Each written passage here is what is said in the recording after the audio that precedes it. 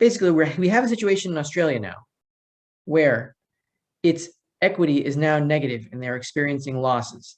When you have a loss of confidence in the central bank's activities, then what will happen is the remaining gold on a central bank's balance sheet will start rising in value to back the rest of its liabilities.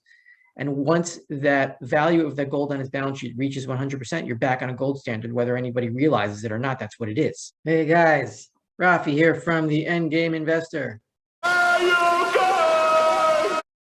Something happened in Australia last week that needs some covering. The Bank of Australia, the Central Bank of Australia, has given up on its attempts to control the yield curve on the short end. There is a 2 or 3 year bond that the central bank was targeting at a 0.1% yield, and there was an auction and they did not show up. And what happened to yields? Here we have the Australia 2-year bond yield overview. Here is where the Royal Bank of Australia, or the Reserve Bank of Australia, Royal Reserve, what's the difference? We're successfully keeping it at around 0.1% yield over here. And then you see it starts to loosen up a little bit in October, and then all of a sudden, wham, schmarp. Schmarp a word? It rockets to now 0.56. Now, what happens to a central bank when that happens is very special, very strange, because the balance sheet that the central bank has stuffed with those assets, with 2-year or 3-year bonds or whatever, at a very, very low yield, the principal value of those bonds is very high, which is what makes the yield very low. Now, if the central bank is buying all of that debt at very low yields and very high principal prices, and all of a sudden the yields skyrocket, that means the principal value of the bonds that the central bank has been buying goes way, way down, which means their balance sheet goes into negative equity, and it's like they're losing money. Now, here's where it gets kind of weird and freaky. How does a central bank, which creates money substitutes really, how can they lose money? What does that even mean?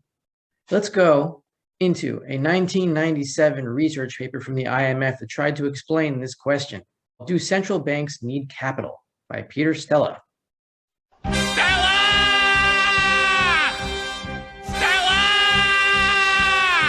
Central banks may operate perfectly well without capital, as conventionally defined. Capital means real stuff, not assets that paper assets that you put on a balance sheet, but real, actual wealth. A large negative net worth, however, is likely to compromise central bank independence and interfere with its ability to attain policy objectives. If society values an independent central bank capable of effectively implementing monetary policy, recapitalization may become essential. Recapitalization means if the bank is operating at a loss and they need actual wealth, then you take it from somewhere and give it to the central bank to restore faith in the central bank. In other words, it's stealing. Central banks in many countries have suffered chronic losses that eventually interfere with the effective conduct of monetary policy.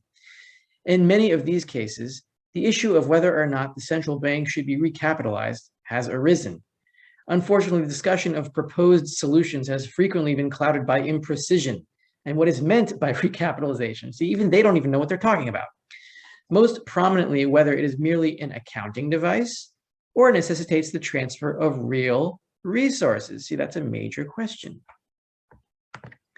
This paper wants to ask and answer the question, when we talk about recapitalizing a central bank, meaning a bank that can create monetary substitutes, are we talking about just giving them pretend assets to make people pretend that they have assets? Or are we talking about actually giving them real stuff? Look how this paper answers the question. Conclusions, and this will warm your heart. Central banks need not have capital or even positive net worth to function. However, seriously deteriorated balance sheets causing chronic losses will eventually interfere with price stability. Facing such a situation, several possibilities exist. This is great. One is to abandon price stability as a goal.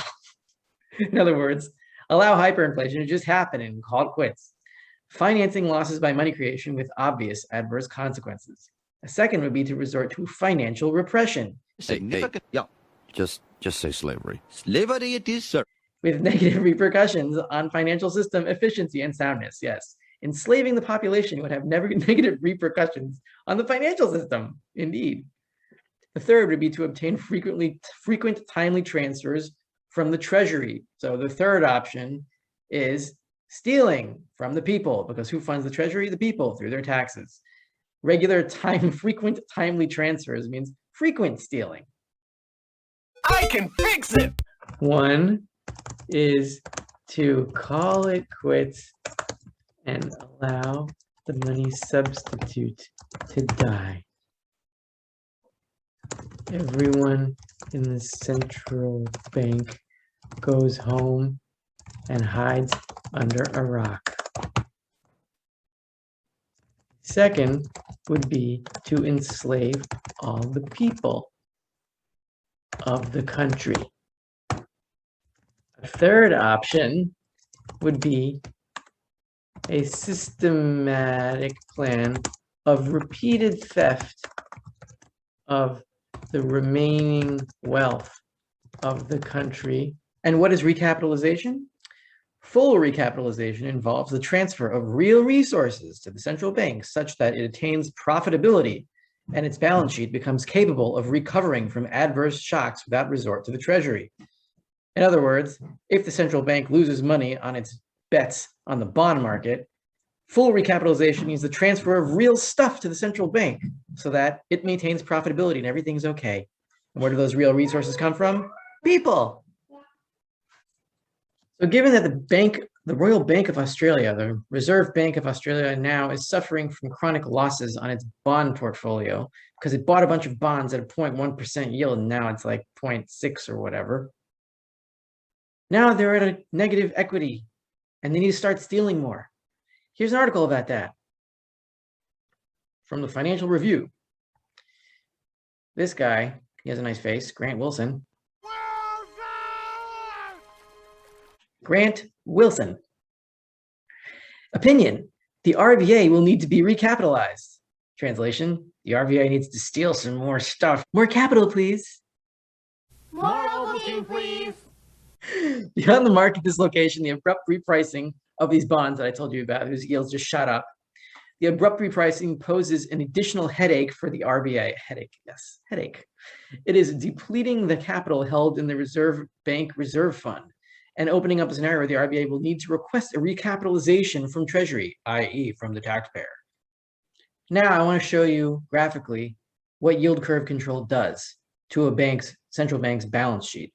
Since March 2020, the balance sheet of the Bank of Australia has tripled from about 200 billion to 600 billion. This is much more egregious than anything the Fed has done, anything the Fed is doing, anything the Fed has ever done. Because the Fed is not engaged in yield curve control. They are buying a set amount of bonds per month. Central banks that engage in yield curve control are buying an unfixed amount of bonds until a yield hits a certain level, which means they'd have to buy a lot. We're not just doing this for money. We're doing it for a shitload of money. These are just numbers, blah, blah, blah. But where does recapitalization of a central bank and all that other stuff, where does it come in to gold and silver? Daniel Oliver of Mermacan Capital, that is a gold fund. And what he described happened in the late 1970s and into 1980, was a return to a gold standard in the United States. How so? If you just think of a regular bank, let's say, back in, the year 1200, 1300, you're paying someone to store your gold for you. And that bank gives you notes that you can trade around instead of carrying your gold. Those notes are liabilities of that bank. And when those notes are handed into that bank has to give you the gold in return. The gold is its asset and the paper is its liability. Therefore, every currency of every bank, therefore every currency of every central bank is a unit of liability of that central bank. Why should a central bank being in negative equity and its balance sheet failing and suffering losses, why should that affect confidence in the currency? Why should that raise prices? Well, if you think of a normal bank hundreds of years ago, that its entire job was just to store gold and silver in exchange for certificates that you could use as a monetary medium, then if there were rumors that that bank was failing, people would want to redeem their notes, their paper notes that they got from that bank for their property, which was the gold and silver they deposited there, so they could use that as money and not lose all of their wealth. In a holistic way, then, if a central bank is suffering from losses on its balance sheet, what's going to happen is the market is going to attack those losses, sense the weakness, send those assets down as low as they can. And what is going to have to happen is that the gold in the balance sheet of that central bank is going to have to compensate for the notes that were issued by that central bank. And that's when the value of gold in dollar terms goes to the tens of thousands of dollars an ounce. In that scenario, where hundreds of years ago, people had deposited gold and silver with a bank in exchange for their notes, if there are rumors about that bank, that their balance sheet is failing, and they go and try to redeem their gold and silver for the notes, the market value of those notes in circulation is going to collapse, and the market value of the physical gold and silver in its place is going to rise to compensate, because nobody's going to want the physical notes if the bank is in trouble, fearing for their actual property, and the value of the gold and silver in the bank is going to rise as everybody wants it at the same time. With a central bank whose other assets are failing and their balance sheet is failing, as is the Bank of Australia right now and Bank of Canada soon enough, or probably already, it's the same thing as what happens to a classic bank hundreds of years ago when all they did was store metals. And if you are lucky enough to live in a country where the central bank has no gold or silver, then the value of physical gold and silver in that country is going to be much higher, because the currency is going to collapse completely. This is a graph that Oliver put together in January 2020, before the world ended, of the percentage of gold backing of the rest of Federal Reserve liabilities throughout the years from its founding until around the present. You see here, this is the 100%. This means complete gold standard. That means the amount of gold on the Fed's balance sheet, the dollar value of that gold equals 100% of the liabilities of all the dollars in circulation. So you see here in 1970, what was happening was the Fed was accumulating more and more paper. So the percentage of gold backing of all the paper on its balance sheet was going lower and lower and lower. And then there was a dollar panic, and the market forced, by revaluing the exchange rate between gold and dollars back way, way higher, it reached 100%. It actually reached 135% if we're going to go intraday here. But once you reach that 100% level, that is a gold standard. And here's the key paragraph. The panic in 1980, for example, sent gold to a price that caused Federal Reserve liabilities to be gold-backed by an absurd 135%. To achieve this similar figure today would require gold to trade over $20,000 per ounce.